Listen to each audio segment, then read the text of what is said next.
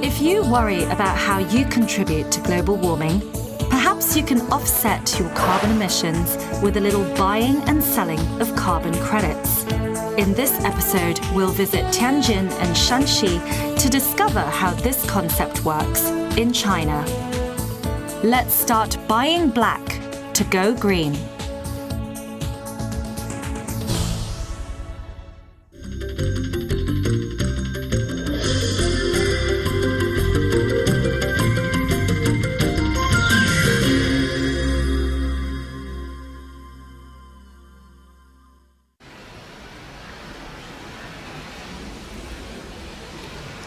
This is coal. It's the main source of fuel for the world's largest economy, China. This dome where I'm standing stores all of this coal, and it takes 3,000 workers working 24 hours a day to fill it with 20 million tons of coal per day.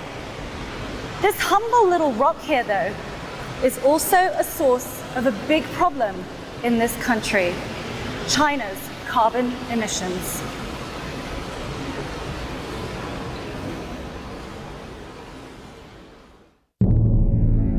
The world is chowing and chomping away at coal and oil like never before. Our increasing consumption of these finite fossil fuels contribute to more carbon dioxide emissions into our atmosphere and inevitable global warming. Every year, more than 3.2 billion metric tons of coal is burned in China, and 240,000 new cars are added to the streets of Beijing, increasing the carbon emissions output. As a rapidly growing economy, China is relying heavily on oil and coal like never before. To tackle all of this, world leaders under the Kyoto Protocol invented the concept of carbon trading. It's a new formula set to encourage individual countries to reduce their greenhouse gas emissions under the protocol.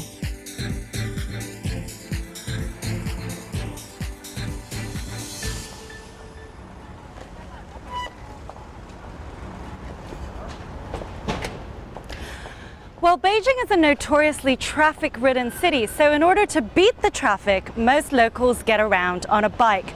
And I've decided to join in the craze, although sometimes it might not be that safe for me. But here I am in the financial district of Beijing, and I want to find out more about how I can offset my carbon footprints. So I'm here to visit the Beijing Carbon Exchange Market. I'm Lorea Silabarieta, and welcome to this episode of Rediscovering China.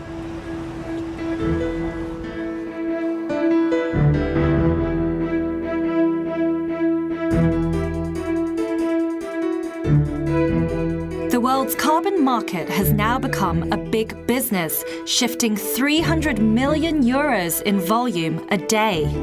In 2006, China joined the game as a seller. It has yet to become a buyer. Beijing Carbon Exchange Market broker Mr. Wang helped us to calculate the average carbon emission of a Chinese person in 1 year. 我可以帮你算一下你一天的这个碳排放量有多少。像你买了一件衣服，用电呢大概是5度。 He estimates that the average Chinese person will burn through 4 tons of carbon dioxide in a year. That's if they don't own a car and they don't take any flights. To offset that, you would have to pay about 3.5 euros a ton, or just 14 euros a year to offset your carbon emissions. 您把这个钱付到我们交易平台之后，这笔钱呢会转到这个项目出售方的账户中，这个减排量就自动化成。 付款方的这个名下，然后企业拿到这笔钱呢，可以用于，比如说竹林项目，可以用来种更多的竹子。那么这种减排行为就变成可持续的、可运营的。This bamboo forest where your money could go is located in Sichuan-Ban'er in southwest China. Mr. Wang says it was almost deforested years ago because of an increasing demand for bamboo. But when the local people discovered that selling CERs, or carbon emission reduction credits, could be profitable, they started to reforest the land. 效益比较好，发得快，5年以后就成材了。肥料、工钱、工资啊这些算起来，每一亩大概投有200多块钱。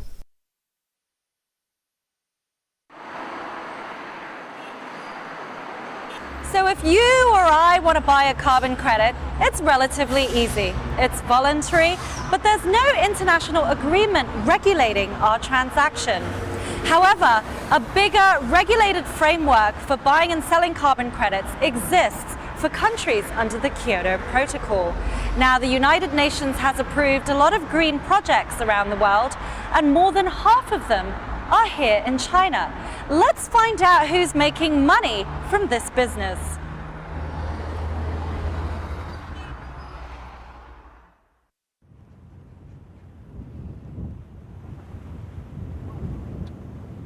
China sells around 40% of the world's CERs, or Certified Emission Reduction Credits. That's a huge percentage. To find out more, we decide to take a trip to Tianjin, just outside of Beijing. Here, we are at the Shangku landfill, where household rubbish from the surrounding vicinity gets dumped. Can you tell me what these drums are? These blue drums that have open tops. Piping? 咱们现在看见的这个管路和这个桶什么的呢，是咱们垃圾填埋之后，经过消毒、经过填埋，沉淀一段怎么说呢？放置一段时间之后呢，它自己在底下产生了厌氧发酵，厌氧发酵产生了一种气体，这种气体呢，一般我们称为填埋气。实际呢，它里头的大部分内容是沼气，排空呢是一种温室气体效应，对咱们地球的这个大气层呢是一个破坏。 Raw methane has a far greater impact on the environment than carbon dioxide. Burning it, though, can help reduce this impact. The power plant that does this is located nearby. 先生，发电机组，我们给它供了气，它输出了电。output percent。 如果这个满负荷是1000千瓦，1000 kilowatt follow 的，现在是61%，因为气不够，所以现在。 Is this a good business model? Can you make a lot of money doing this? Well, 1 kilowatt hour is around 50 pence RMB, 50 pence per kilowatt hour, and we're now not fully operated. It's only 26,000 kilowatt hour a day, so we're looking roughly at 13,000 a day for our. That's the income, total income of our power station. So that's 1,300 euros of revenue a day selling electricity generated from this methane gas. That equates to 474,000 euros a year. But how about additional revenue from selling carbon credits? If we keep this level, it's like 30,000 tons CO2 to be reduced a year. Now we're looking at $11 a ton. So you do the mathematics. It's like probably $300,000 US. Yeah. 330,000 US dollars. Okay. And that's 228,000 euros in profit a year from selling carbon credits. For this company that brings in over 700,000 euros a year in profit, a third of it comes from selling carbon credits. The buyers of carbon credits are mainly developed countries. The European Union started a carbon trading market in 2005. The Emission Trading System, or ETS, of Europe put a cap on the carbon emissions of each country. Each country then caps its individual companies and institutions on the amount of carbon output they're allowed per year.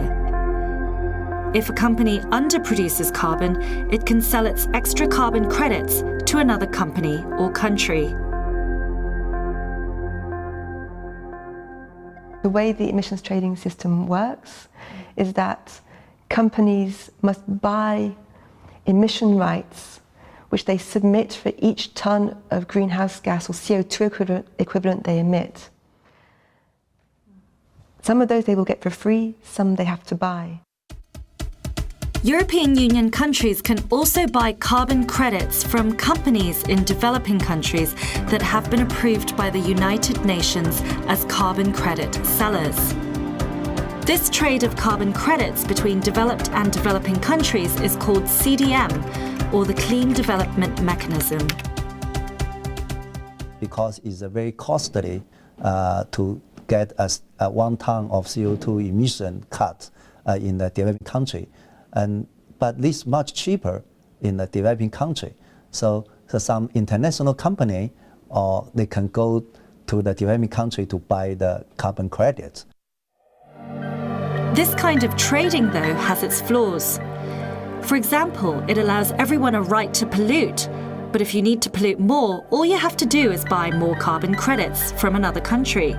Some skeptics say this does not force countries to be environmentally conscious.